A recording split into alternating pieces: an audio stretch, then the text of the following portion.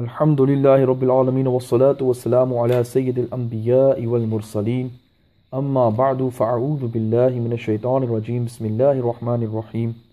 Lesson number 5, Dalalat and Wada. In order to understand Mantiq, we need to know that Mantiq discusses meanings of things. That is the original purpose of the knowledge of logic, to understand the meanings of things. And in order to understand the meanings of things, first of all, we need to study words, because words denote upon meanings, right? So it's very important to know about words. In order to understand meanings of anything, these meanings are only expressed through words. So meaning depends upon words. And this is why the discussion of dalalat is very crucial to Mantiq, so that correct meanings can be understood. Correct meanings can only be understood through words. Through words, yeah? So what is the ta'rif, the definition of dalalat? Dalalat linguistically just means al-irshad, guidance, to guide, yeah? And in istilah, technically, dalalat means كون الشيء بحيث يلزم من العلم به العلم بشيء آخر. Right? For something to be in such a way,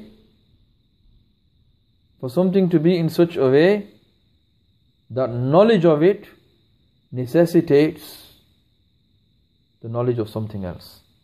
So when you know a first thing is in such a way, the first thing is in such a way, then by this knowledge of this first thing, it will necessitate knowledge of something else. Right?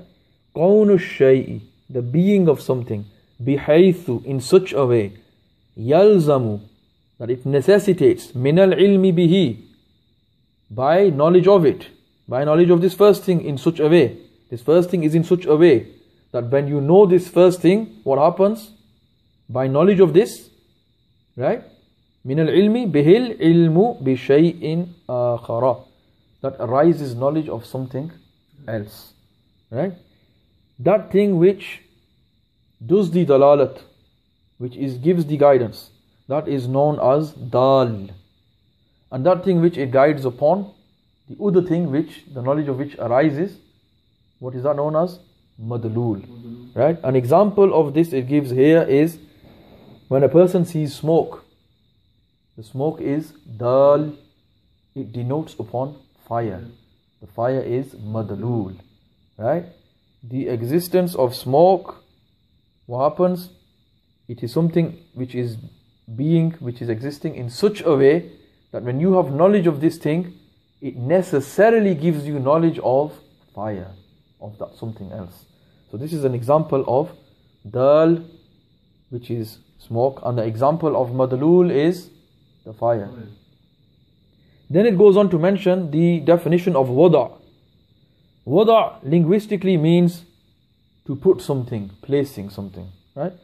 And in istilah, technically, wada means تخصيص شيء بشيء متى أطلق الشيء الأول فهم منه الشيء الثاني.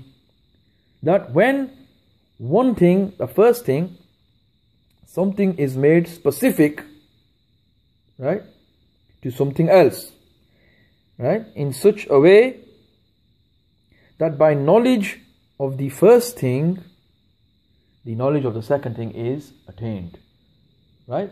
So you do takhsis, you make one thing khas to a second thing in such a way that your knowledge of the first thing gives rise to knowledge of that second thing, of the other thing, right? And in this, what happens is that first thing is the mawdu'. The first thing is the mawdu', and that thing which it gives knowledge of is the mawdu' lahu, right? And for this they give the example of the word qalam. The word qalam. The word qalam is mawdu', right? When we speak the word qalam, then the knowledge of mawdu' lahu arises. The word qalam has been made specific to what? The mawdu' lahu. What is that? Pen. So as soon as the word qalam is spoken, the mawdu', what does the knowledge, which knowledge arises? Knowledge of a pen. Right? So the knowledge of a pen arises, and that is mawdu' lahu. And also, that thing which makes it khas is also known as wadi'.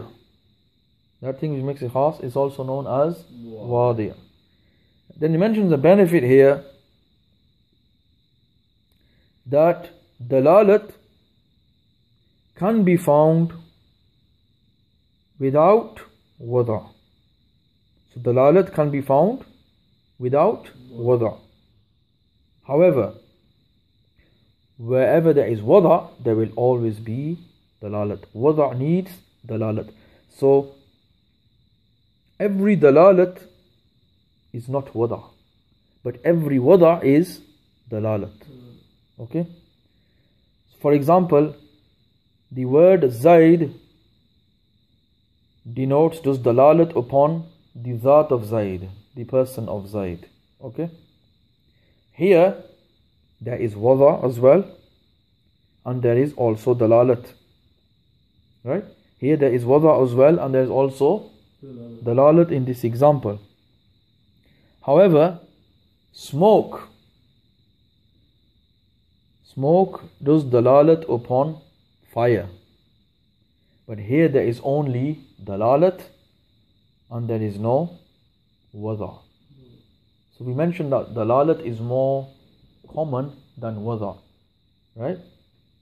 Dalalat will exist in more cases without the need of wada'. It can be found without wada'. Right? But wada' cannot be found without dalalat. So that is known from those examples. Next, we also understand that the types of dalalat.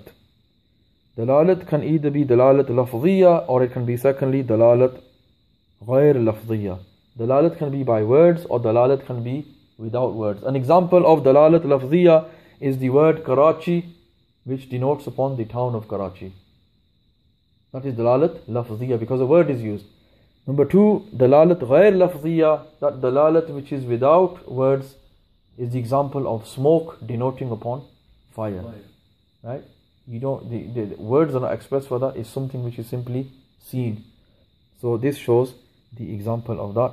So just go over these notes, inshallah ta'ala, you will remember them.